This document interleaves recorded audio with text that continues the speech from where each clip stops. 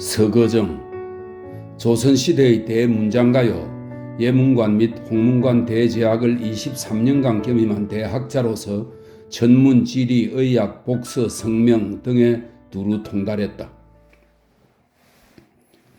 예전 시대는 글을 무척 숭상했다.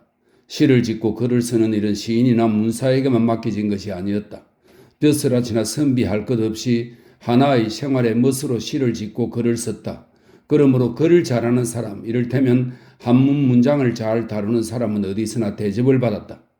조정에서 글을 전담하는 예문관과 홍문관을 두었고, 예문관은 주로 조정에 글을 맡은 곳이고 홍문관은 주로 중국에 보내는 외교 문서를 맡은 곳입니다. 홍문관을 두었고 여기에 뜨는 사람은 당대의 문장가들이었다. 이곳에는 각각 총책임자로 대제학을 두었다. 이 대제학이 되면 비록 품계는 영의정 아랫자리였지만 영의정이 되는 것보다도 훨씬 영광스럽게 여겼다. 이렇게 중요한 자리고 보니 대제학의 자리는 엄선을 거듭했고 또 두 곳의 대제학을 한 사람이 차지하지 못하게 했다. 그런데 조선조 최초로 이 두 곳의 대제학을 한 사람이 차지하고서 그것도 장장 23년간이나 누린 사람이 있으니 그는 바로 서거정이다. 서거정은 대구 출신이다. 그의 아버지는 겨우 안주 목사를 지낸 미성이었으니 혁혁한 가문이라고 말할 수는 없는 것이다. 그러나 외할아버지는 저 유명한 학자인 양촌 권건이었다. 그는 대여섯 살 적부터 신동으로 소문이 자자했다. 마치 같은 시대에 살던 선배 매월당 김시섭처럼 그리하여 그를 두고 누구의 아들이라기보다 누구의 외손자라는 칭송을 들었다. 그의 청년기는 바로 찬란한 문화의 꽃을 피우던 세종이 임금으로 있던 시절이었다. 그가 과거에 합격하고 벼슬길에 나오자 세종은 어김없이 그를 집현전에 뽑아 올려 박사로 삼았다. 집현전의 성삼문, 신숙주, 정인지들 틈에 당당히 끼어든 것이다. 그러나 어린 단종이 들어섰다가 뒤이어 수양대군의 임금 자리를 빼앗을 적에 그는 조용히 지켜만 보았다. 그의 나이나 벼슬로 따져 그 소용돌이에 끼일만 하지 못한 처지였기에 그저 귀추만 보고 있었다고 해야 옳을 것이다. 어쨌든 그는 나이가 들어 호를 사가정이라 했고 또 정정정이라고도 했다. 앞의 것은 1년의 네 계절이 모두 아름다운 정자라는 뜻이요 뒤의 것은 해가 저녁낮을 산마루를 넘어갈 적에도 그 기운을 잃지 않는 기상을 뜻한다. 그의 인생관도 이들 아우처럼 낙천적이요 기백에 차 있었을 것이리라. 그러니 벼슬살이도 그런 그의 인생관에 비추어 즐겁고 기백에 차 있었을 것이리라. 그는 새 임금인 세조 아래에서 문명을 더욱 떨쳤다. 임금이 그의 글을 보고 보통 사람이 아니로다고 칭찬에 마지 않았으며 세자에게 글과 학문을 가르치는 일을 맡겼고 중국의 사신으로 보내어 그곳 문사들과 글 제주를 겨루게 하였다. 임금이 이런 일에 그를 내세운 뜻은 모두 충족되었다. 그리하여 중국의 문사들도 그를 보고 참으로 천하의 기재다는 감탄을 자아내게 하였다. 그리하여 대사한 형조 판서 같은 높은 자리를 주었다가 1467년 세조 13년 드디어 문형, 이 문형이 대제학의 별칭입니다. 문형을 주게 하여 예문관 대제학으로 삼았다. 얼마 뒤에는 홍문관 대제학도 겸하게 하였다. 두 곳의 대제학을 한 사람에게 맡기는 것은 이것이 조선조 최초의 사례였다. 조야가 그를 부러운 눈으로 바라보게 되었다. 그 후 그는 6조의 판서를 거의 거쳤고 세종에서 성종까지 6대의 임금 아래에서 한때는 감사가 되어 지방의 행정을 맡기도 하고 한때는 한성부의 책임자가 되기도 하다가 찬성의 자리까지 올랐다. 이리하여 조정에서 임금을 모신 것이 45년, 문형을 잡은 것이 23년이라는 조야의 칭송을 듣게 된 것이다. 그동안 그는 많은 업적을 남겼다.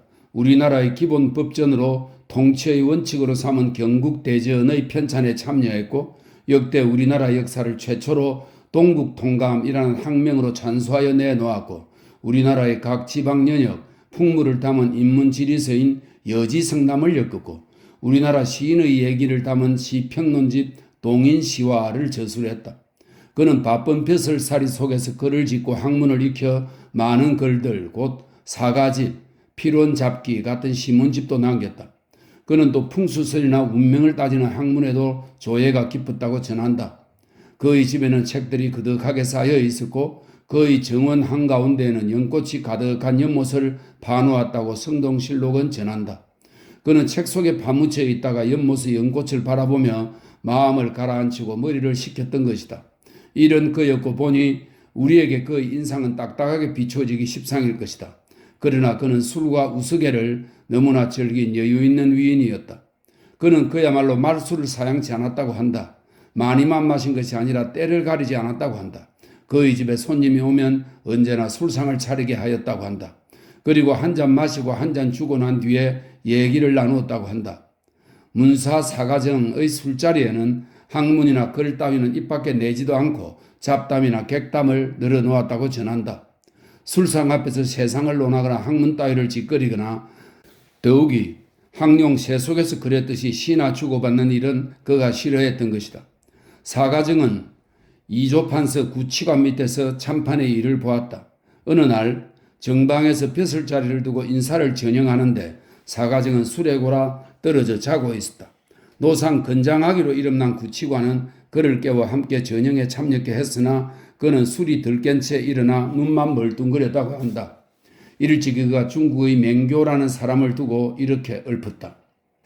문을 나서자 곧 길 막히니 니라서 천지가 넓다던고. 중국의 문사 맹교는 조정에서 낙제하자 초췌한 모습으로 쫓겨난 적이 있었는데 이 사실을 두고 읊은 것이다. 이에 권남이 이 시를 보고 물었다. 그대는 맹교의 처지를 어떻게 생각하는가? 없거나 얻지 못하면 운명이 아니겠소. 그가 비록 많은 벼슬을 누렸지만 무슨 자리에 연연하지 않는 모습인 것이다. 그리하여 권남은 서거정의 큰 인물됨을 알아주었다고 한다. 술을 마시며 속사에 얽매이지 않는 문인기질도 그는 다분히 지니고 있었던 것이다. 이런 탓인지 실록의 사관은 그의 인물평을 이렇게 했다. 서거정은 기량이 좁아서 사람을 용납하는 도량이 모자랐다. 또 일찍이 후생들을 장려하고 끌어주지 않아 세상 사람들이 조금 낮추어 보았다. 성종실록.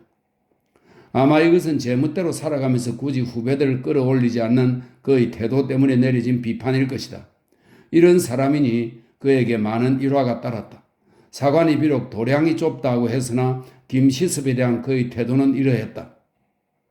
그가 어느 날 벽제, 이 벽제는 높은 벼슬아치가 행사할 적에 길 앞에 자빈들의 통행을 금하는 신호입니다. 그가 어느 날 벽제를 울리며 대궐로 들어가고 있었다. 김시섭이 누더기를 입고 새끼로 띠를 두르고 패랭이를 쓴 채 길에서 서거정을 만났다. 김시섭은 길 가운데 버티고 서서 말했다. 강중, 서거정의 자아입니다. 강중이 편안한가? 높은 벼슬아치에 대한 무례가 이만저만이 아니었다. 서거정은 초원을 멈추게 하고 아무렇지도 않게 김시섭과 얘기를 나누고 조정에 들어왔다. 길가의 백성들이 보고 모두 놀랐고 조정 벼슬아치들은 이 말을 듣고 조정 대신에게 반말짓거리를 해대고 무리한 짓을 한 김시섭을 벌주어야 한다고 떠들었다. 서거정은 머리를 흔들며 그만들 두게 미친 사람을 상관할 거 있나? 지금 이 사람을 죄주면 뒷날 반드시 자네 이름에 누가 끼칠 것이네 라고 말했다. 그런데 김시섭이 도성 안에 들어오면 번번이 서거정이 찾아갔다. 그러나 김시섭은 인사도 하지 않고 누워서 두 발을 거꾸로 하여 벽에 대고 까딱거리며 얘기를 했다. 이를 본 사람들이 서거정이 다시는 찾아오지 않을 것이다 하고 수군대했지만 번번이 찾아와 김시섭과 얘기를 나누었다고 한다. 이것을 보아도 어찌 그를 도량이 좁다고 하겠는가. 그는 해학도 무척 즐겼다. 그의 많은 저술 중에 태평한화 골계전이라는 책이 있다. 이 책은 온갖 우스갯소리를 모아놓은 것인데 우리나라 최초의 골계집으로 친다. 음담패설은 이 속에 들어있지 않지만 사대부와 서민들의 기지에 찬 얘기들을 담아놓고 찌든 세상에 웃음을 던져주고 있다. 그 중에 하나, 장가던 첫날 신랑은 술이 취해 변소에서 골아 떨어졌다.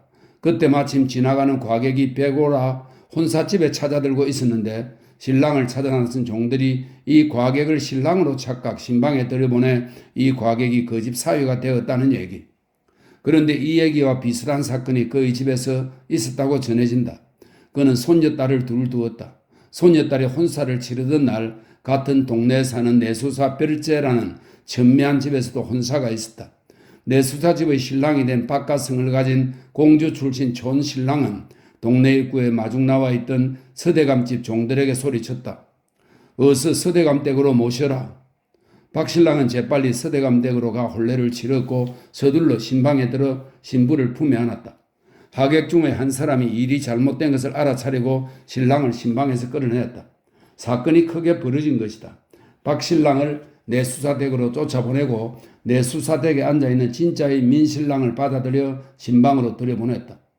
그러나 불경 이부인이 신부는 민신랑을 완강히 거부했다.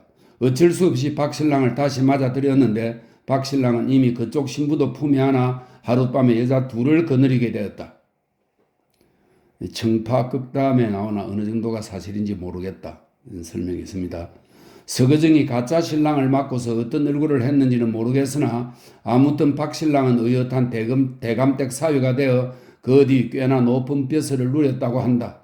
이 얘기는 바로 서거정 자신이 즐기는 골계였던 것인데 자기가 겪은 일을 골계집에 담았는지도 모를 일이다.